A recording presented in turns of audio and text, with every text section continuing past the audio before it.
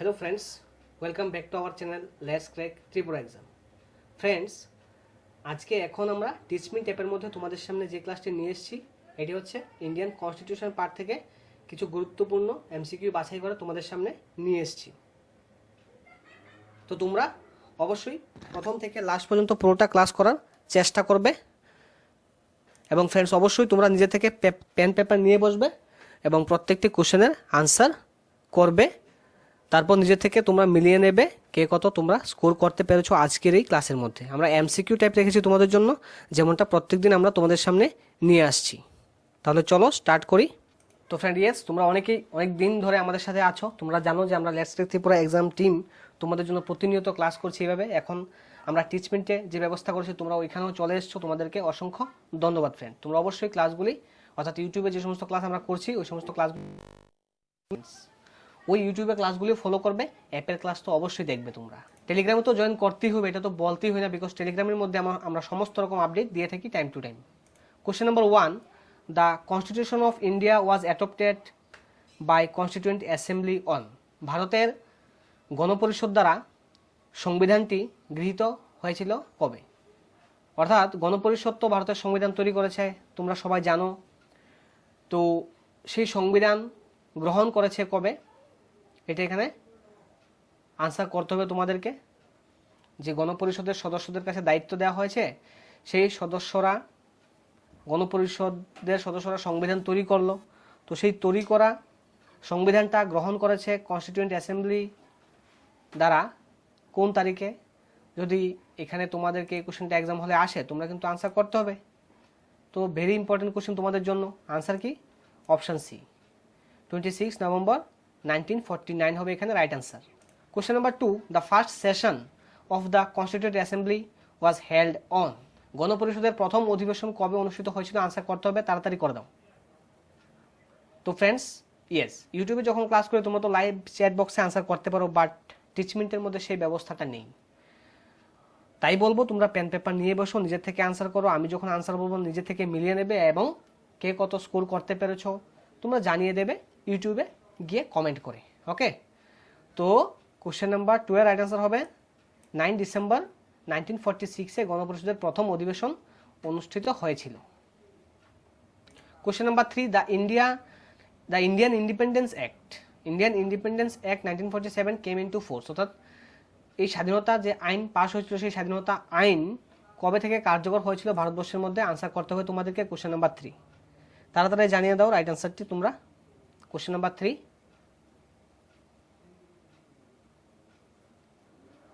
কি হবে রাইট আনসারটি? তো রাইট আনসারটি কি হবে ফ্রেন্ডস এখানে কোশ্চেন নাম্বার 3 এর?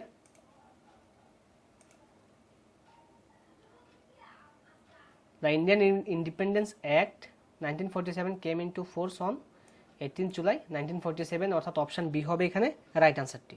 Question number 4, the 10th schedule of the constitution deals with. কনস্টিটিউশনের 10th শিডিউল কি নিয়ে ডিল করে? অ্যান্টি ডিফেকশন, এটা অ্যান্টি ডিফেকশন হবে friends, anti defection law. Anti defection law. Option B, the election commissions, the finance commission, নাকি other backward class? কোনটা নিয়ে deal করে? কোশ্চেন নাম্বার 4 এর রাইট আনসারটি হবে ফ্রেন্ডস অপশন এ। ইয়েস, তোমরা যারা অপশন এ করেছো you all are good. Question number 5, doctrine of pleasure was introduced in. খুশির মতবাদ চালু হয়েছিল কোন আর্টিকেল অনুসারে? Doctrine of pleasure was introduced in কোন আর্টিকেল? কোন আর্টিকেলে এই মতবাদটি ইন্ট্রোডিউসড করা হয়েছিল? কোশ্চেন নাম্বার 5 এর right answer is option A, article 310। Question number 6, untouchability is abolished and its practice is punishable. অর্থাৎ অস্পৃশ্যতা একটি পানিশেবল অফেন্স। যদি কাউকে অস্পৃশ্যতা ভিত্তিতে কোনো কাজ থেকে কোনো সুযোগ সুবিধা থেকে বহিষ্কার করা হয় তাহলে এটা কিন্তু পানিশেবল অফেন্স। তো এটাকে অ্যাবলিশ করে দেওয়া হয়েছে, আনটাচেবিলিটিকে অ্যাবলিশ করে দেওয়া হয়েছে ভারতের সংবিধানের মধ্যে। তো এটা কোন আর্টিকেল অনুসারে অ্যাবলিশ করে দেওয়া হয়েছিল আনটাচেবিলিটিকে? তোমাদেরকে এখানে আনসার করতে হবে ফ্রেন্ডস, তাড়াতাড়ি আনসারটি জানিয়ে দাও। কোশ্চেন নাম্বার 6 এর right answer is option C, article 17 হবে এখানে right answer. Question number 7, Indian capital territory of Delhi was constitute by. রাজধানী অঞ্চল দিল্লি যে গঠিত হয়েছিল এটা কিভাবে হয়েছিল? Ordinance promulgated by the lieutenant governor দ্বারা, নাকি ordinance promulgated by the president, নাকি 71st অ্যামেন্ডমেন্ট দ্বারা, নাকি 79th অ্যামেন্ডমেন্ট দ্বারা? কোশ্চেন নাম্বার 7 রাইট আনসারটি কী হবে? তোমরা তাড়াতাড়ি আনসার করো ফ্রেন্ডস। আমরা টিচমেন্টে অ্যাজ পসিবল দুটি ক্লাস আজকে দিয়ে দিয়েছি। একটি হচ্ছে এখন যেটা করছো অন্য ক্লাসটি কি মক টেস্ট টিআরবিটির উপরে 100 মার্কস, আর কি পেয়ে যাবে, আর তোমরা ইউটিউবের মধ্যে কিন্তু আরও দুটি ক্লাস পাবে। তো ফ্রেন্ডস তোমাদেরকে অসংখ্য ধন্যবাদ, তোমরা যেভাবে আমাদেরকে কন্টিনিউ সাপোর্ট করছো। কোশ্চেন নাম্বার 7 এর রাইট আনসারটি হবে option D, 69th amendment. Question number 8, right to freedom of religion cannot be restricted on the ground of. Freedom of religion cannot be restricted, এই যে রাইট টু ফ্রিডম, এটা তো একটা religion freedom নাকি ধর্মীয় স্বাধীনতার অধিকার, কোন ভিত্তিতে সীমাবদ্ধ এখানে করা যায় না বলা হয়েছে? হেলথের ভিত্তিতে, morality, public order, security of state. Question number 8 এর রাইট আনসারটি কী হবে ফ্রেন্ডস? আনসার হবে security of state friends, option D হবে এখানে right answer. Question number 9, elections in various states of India are envisaged under which article? চারটি option তোমাদের সামনে দেওয়া আছে ফ্রেন্ডস, আনসার করো। ভারতের বিভিন্ন রাজ্যের মধ্যে যে নির্বাচন অনুষ্ঠিত হয় সেই নির্বাচন কোন আর্টিকেল অনুসারে কিন্তু কল্পনা করা হয়েছে ভারতীয় সংবিধানের মধ্যে ফ্রেন্ডস? কোশ্চেন নাম্বার 9 এর রাইট আনসারটি কি হবে? অপশন সি হবে এখানে 243K। Question number 10, in which year was none of the above, অর্থাৎ নোটা button introduced in EVMs. EVM মেশিনের মধ্যে নোটা যে বাটন আছে সেই বাটন কবে থেকে ইন্ট্রোডিউস করা হয়েছে, অর্থাৎ চালু করা হয়েছে?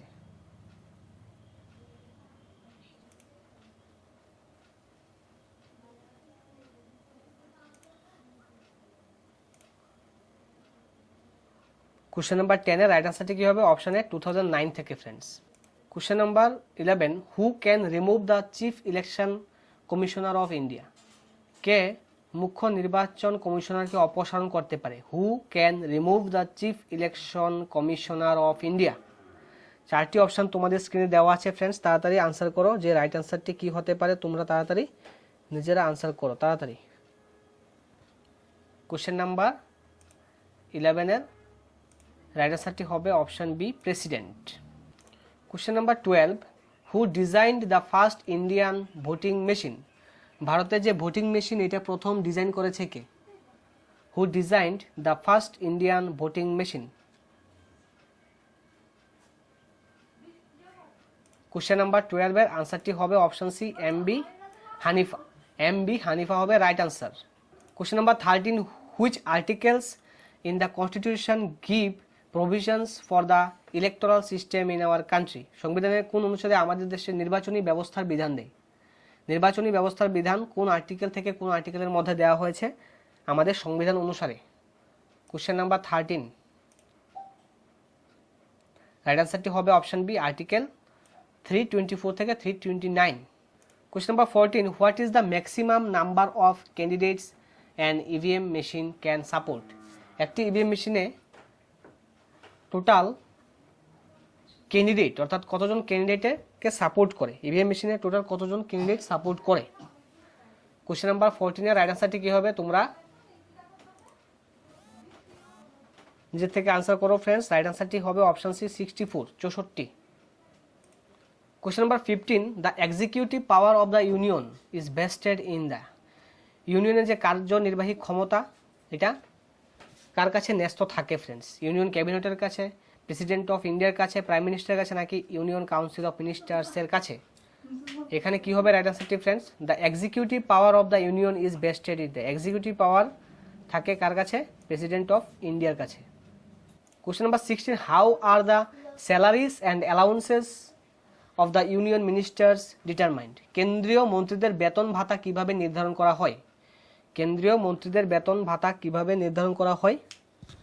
By the cabinet secretariat, by the parliament, by the ministry of finance, by the ministry of parliamentary affairs. খুবই ইম্পর্টেন্ট কোশ্চেন কিন্তু এটা তোমাদের এক্সামের জন্য। কোশ্চেন নাম্বার 16 রাইট আনসারটি কি হবে? অপশান বি হবে বাই দ্য পার্লামেন্ট। পার্লামেন্টের দ্বারাই কিন্তু এটা নির্ধারণ করা হয় যে কেন্দ্রীয় মন্ত্রীদের বেতন ভাতা কীরকম থাকবে। Question number 17, birth anniversary of which prime minister is observed as Sadbhavana Diwas? Sadbhavana দিবস, ইয়েস। কোন প্রধানমন্ত্রীর জন্মদিনকে সদ্ভাবনা দিবস হিসেবে পালন করা হয় ভারতবর্ষের মধ্যে? কোন প্রধানমন্ত্রীর জন্মদিনকে সদ্ভাবনা দিবস হিসেবে ভারতবর্ষে পালন করা হয়? কোশ্চেন নাম্বার 17 রাইট অ্যান্সার হবে অপশান সি, রাজীব গান্ধী। রাজীব গান্ধীর জন্মদিনকে, বার্থ অ্যানিভার্সারিকে সদ্ভাবনা দিবস হিসেবে ভারতবর্ষে পালন করা হয়। ফ্রেন্ডস, তোমাদের জন্য একটি অ্যানাউন্সমেন্ট আছে। আগামী মঙ্গলবার দিন ইউটিউবের মধ্যে কিন্তু এক্সাম পাবে তোমরা দুইটি। জেআরবিটির পেপার 2 8টা থেকে থাকবে এক্সাম।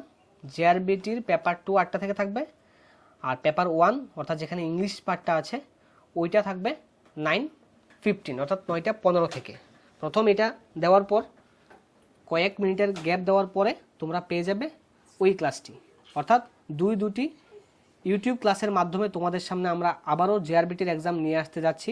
আমরা 18 জুলাইয়ে একটি এক্সাম নিয়েছিলাম, আবারও 27 তারিখে আরেকটি এক্সাম মঙ্গলবার দিন তোমাদের সামনে আসছে। তোমরা সবাই তোমাদের বন্ধুদের সাথে শেয়ার করবে আমাদের চ্যানেলকে, এবং তোমরা যারা টিচমেন্টে আছো তোমরাও কিন্তু ওই সমস্ত ক্লাস ফলো করতে হবে। এমন নয় যে ওইটা আমরা টিচমেন্টে দেবো, টিচমেন্টে অবশ্যই পিডিএফ পাবে তোমরা, বাট টিচমেন্টে ওই ক্লাসগুলি আলাদাভাবে দিচ্ছি না, কারণ ওইটা ইউটিউবে যেটা দিচ্ছি এটা তো সবাই পাচ্ছ। টিচমেন্টে আলাদাভাবে তো তোমরা প্রতিনিয়ত অনেক কিছু পেয়েই যাচ্ছ, ঠিক আছে? তো এক্সামটা কিন্তু গুরুত্ব সহকারে দিতে হবে। কোন দিন? 27 তারিখে, ঠিক আছে? 27 তারিখের জন্য তোমরা সবাই রিভিশন দিয়ে রাখো সমস্ত কিছু। পেপার 2 100 মার্কস হবে 8টা থেকে, রাত 8টা থেকে রাত 9:15 থেকে পেপার 1 হবে, যেখানে 70 মার্কস আছে। ওকে, তো কোশ্চেন নাম্বার 18 বলছে how many Indian prime minister have died while in office? কতজন প্রাইম মিনিস্টার তার পদে থাকাকালীন সময়ে মারা গিয়েছে? How many Indian prime ministers have died while in office? তো ফ্রেন্ডস, এখানে রাইট আনসারটি কী হবে? কতজন প্রধানমন্ত্রী মারা গিয়েছেন পদে থাকাকালীন সময়ে? এখানে রাইট আনসারটি হবে অপশান সি, 3 জন। তো সেই 3 জন কে কে তোমরা যারা জানো কমেন্ট, সরি এটা তো ইউটিউব নয়, কমেন্ট করতে পারবে না। হ্যাঁ, নিজের থেকে আমি বলছি, নিজের থেকে তো তোমরা বলতে পারবে না যেহেতু অ্যাপের মধ্যে ক্লাস। হ্যাঁ, how many Indian prime ministers have died while in office? Answer হবে 3 জন। সেই 3 জন হচ্ছে জওহরলাল নেহেরু, 1964-এ মারা গিয়েছেন, ওই সময় উনি প্রধানমন্ত্রী ছিলেন দেশের। তারপরেই কিন্তু লাল বাহাদুর শাস্ত্রীকে দেশের প্রধানমন্ত্রী করা হয়। ওই সময় তিনি দেশের প্রধানমন্ত্রী থাকাকালীন তাজখণ্ডে যাওয়ার পর ওনার মৃত্যু হয়েছিল, তোমরা সবাই জানো। তাহলে এই হলো 2 জন। আরেকজন হচ্ছে ইন্দিরা গান্ধী। ইন্দিরা গান্ধীও প্রধানমন্ত্রী থাকাকালীন সময় মারা গিয়েছেন, ঠিক আছে? রাজীব গান্ধী কিন্তু প্রধানমন্ত্রী থাকাকালীন সময় মারা যায়নি। ওকে, চলো নেক্সট কোশ্চেনে যাই। Question number 19, the prime minister must B a member of which of the following house? প্রধানমন্ত্রীকে নিচের কোন হাউসের সদস্য হতেই হবে? লোকসভার, রাজ্যসভার, নাকি আইদার অফ দ্য হাউস, নাকি যে কোনো?